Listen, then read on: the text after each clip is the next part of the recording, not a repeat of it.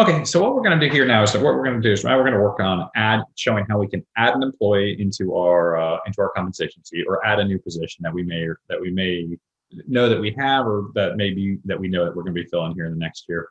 As well as we're also going to look at how we're going to move an employee who may not be in the place where we want them to do, because the HR data was static when we loaded the data, and so what we want to do is we want to make sure that we can show you an easy way that we can move the employees from one department to another. So the first thing we're going to do is we're going to go over how to add an employee. And so how you add an employee is here. You can see you have this plus sign right here where it says add row.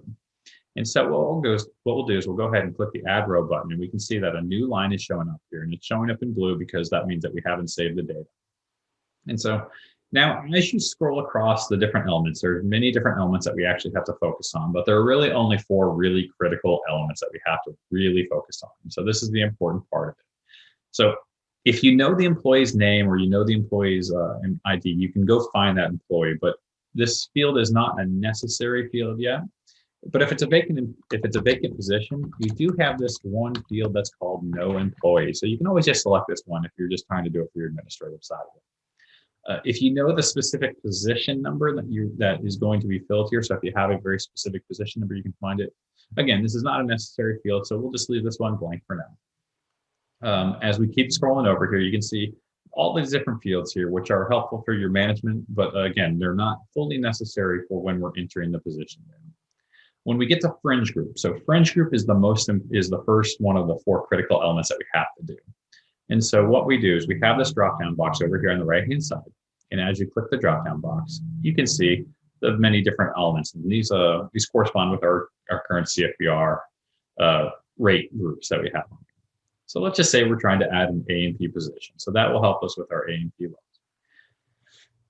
We will know that this is a one FTE. Now, this is not a required field, but I'm just going to go for this example to show that we can enter this information. And the union code is here. So if you know the union, if there's a union code associated with the employee, then you can enter that in. But again, it's not necessary.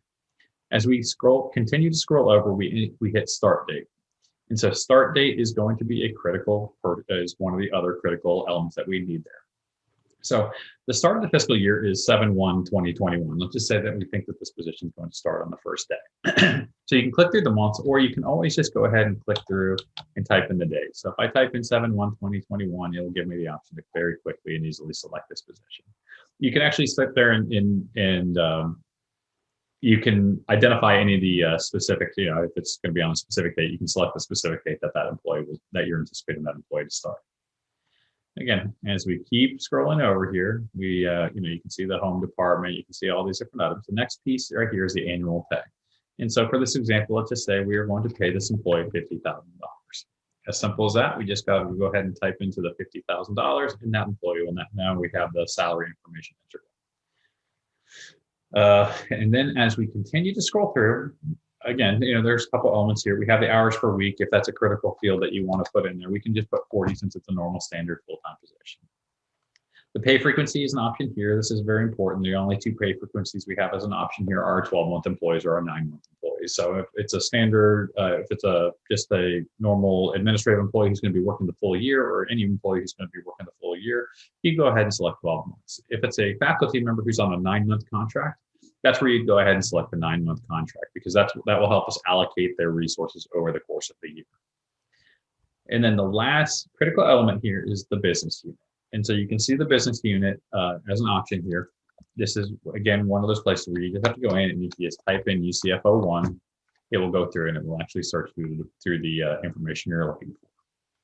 The allocation percentages up here, where you can see the data here, this is where we can go through. If it's left blank, it will assume 100%, but it's always a good practice to just go ahead and type in 100%. And then if I right-click this cell here, I can easily copy forward the second option down and copy it to the end. And so that's a very quick, easy way to add an employee. So I've added the employee, and now I'll go ahead and I'll actually save this employee. So that's a very easy way to just simply add any position that you may need. There's some good management elements there that you can use for this process. I'd encourage you to go in. You can play around with some of these other fields that aren't necessarily required to see the specific information that you need. So that's the basic element of adding an employee. So now there's the next piece of, as you're reviewing your budgets and you're going through your compensation sheets, you may look at an employee, and I'll go ahead and I'll just take this line right here. So it says Simmons. So this is me. And I sit there and say, this employee is in this 0250004 department, but that's not where they should be. So the data came in when the data came through, it came through based on where the employee was being paid on the specific date that we loaded the data. But that may not necessarily be where that employee should be paid next year. So you can always go through the whole process of adding the employee, adding a new row on a specific sheet. And so you can go through the process I just went through, or there's another option that you can do. And there's some pros and cons to each of these options, but what I'll do is I'll show you the individual options here to be able to actually move this position. So although that I can see this position here, if I go into the level, it doesn't necessarily let me change what department I want to send this employee to.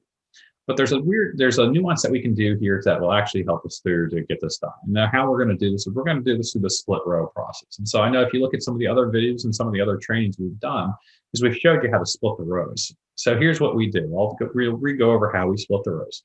So if I right click anywhere on this row, it doesn't matter where we do it on the row, but if I come right down here to this second to the bottom, it says split row. I go ahead and click that and a row split occurs. And immediately what you want to do is you actually want to split it again. So this is, again, as we go through the split row process, you want to make sure you split a row twice. It's important that you see that. And so what we have the option here now is you can see we have the department that this employee is currently in. So this is the department we want. But let's just say we want to change this department, that this person is going to go from this 0250004 department. Now we'll send them to the 0250005 department. Just another easy place to see this. And so we've split the departments here. And as we scroll over, I will just point this out as we pointed out previously. You'll see that a function here is showing up here. But what that is that will display here until you save the sheet. Once you save the sheet, this will resolve itself. So don't worry when you see that. I know it can be a bit of an eyesore when you first see it, but it makes complete sense that it's there. So the easy way to do this is actually what we're going to do is we're going to split it based on the allocation percentage.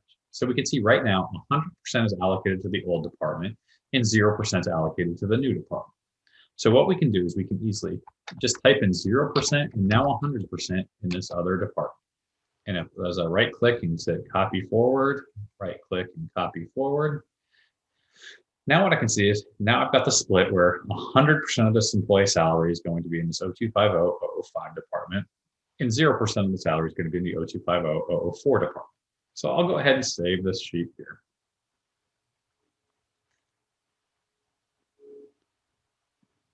And now what you can see here is now we can see we have the two splits. We can see the 100%. You can see it actually reordered itself where 100% of the salary here is going to this 0250005 department and 0% of the salary is going to the 0250004 department. So that's moved the salary here. But one thing I would just do want to show is just as you've made that move, we can go to that 0250005 department. And we'll click in here. And now we can see that this employee is now showing up here on this specific sheet. So it's a very quick, easy way to be able to move a position from one place to another.